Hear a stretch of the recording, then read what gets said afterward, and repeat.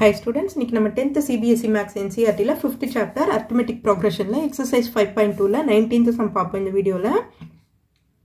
Subbarao started work in 1995 at an annual salary of rupees 5,000 and received an increment of rupees 200 each year. In which year did his income reach 7,000 னு கேட்டிருக்காங்க. ஓகேவா, first நம்ம கொடுத்திருக்கிற datas என்னென்னன்றதை வந்து நம்ம first எழுதிடுவோம். என்ன கொடுத்திருக்காங்க? From the given data, by data,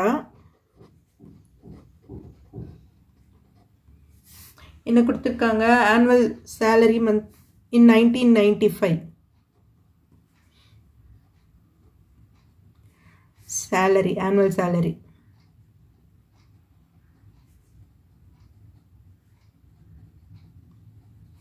is equal to rupees 5,000.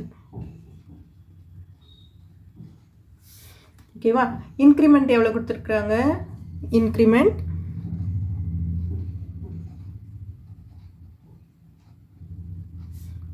rupees 200 each year இல்லையா?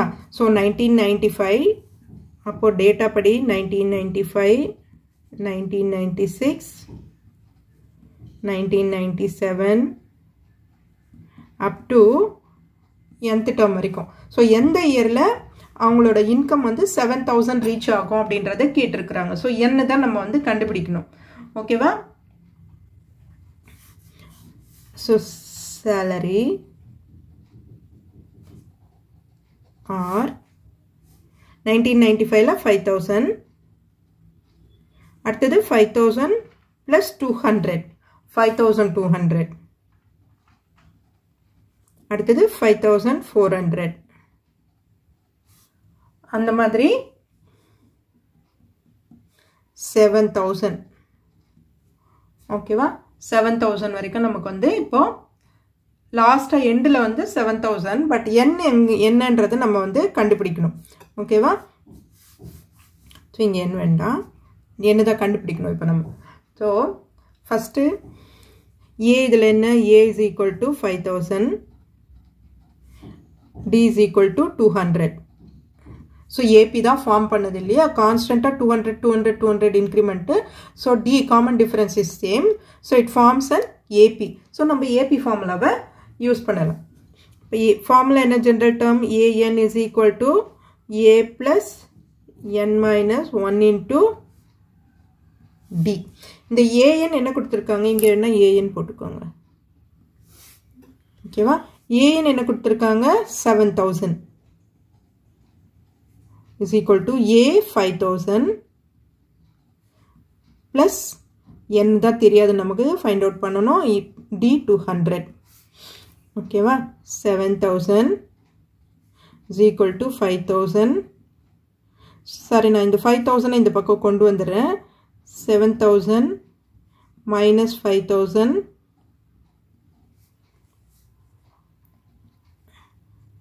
இந்த n 200 கீழே டிவிஷன்ல கொண்டு வந்துறீங்க. is equal to n minus 1. இது இப்படியே இருக்கட்டும். so 7,000 minus 5,000 2,000 வரும் by 200.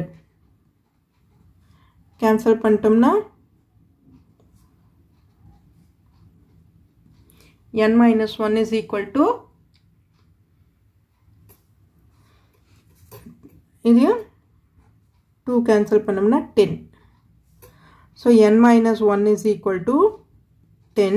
அப்போ n is equal to 10. இந்த 1 இந்த பக்கம் வந்துதுன்னா plus 1 ஆயிடும். so plus 1. n is equal to 11. so 11th இயர்ல வந்து அவங்களோட salary 7,000ல வரும். so therefore in 11th year, last final உங்களோட ஆன்சரை எழுதி முடிச்சிடுங்க. therefore in 11th year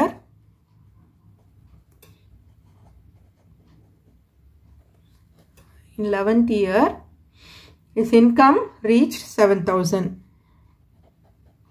his income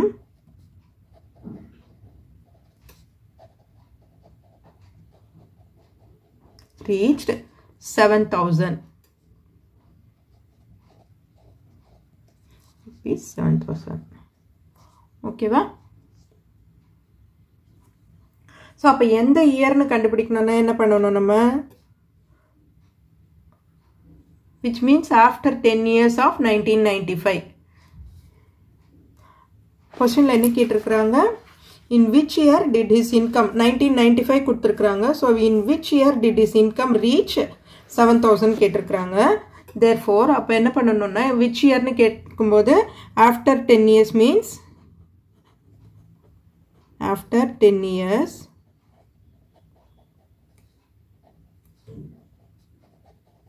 means 1995 plus 10 add பண்ணோம்னா நமக்கு 2005.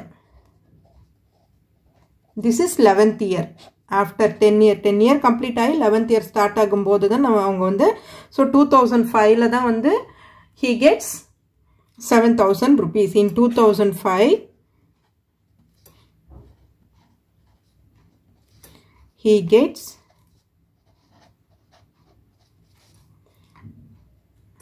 rupees 7,000 as income. ஸோ அவ்வளோதான்.